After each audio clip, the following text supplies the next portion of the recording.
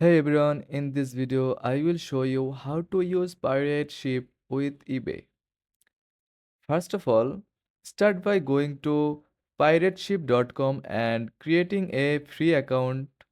Pirate Ship offers discounted shipping rates especially for USPS services. After that, log into your eBay seller hub. Under the order tab, select the orders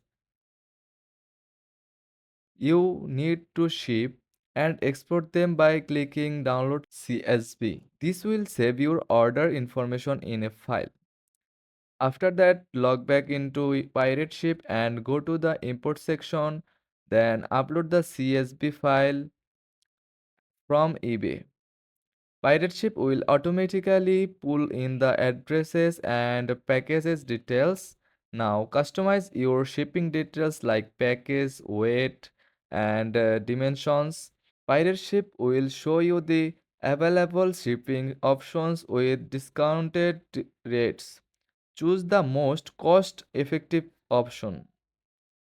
You can print the label directly from Pirate Ship, attach the label to your package, and it's ready for shipping.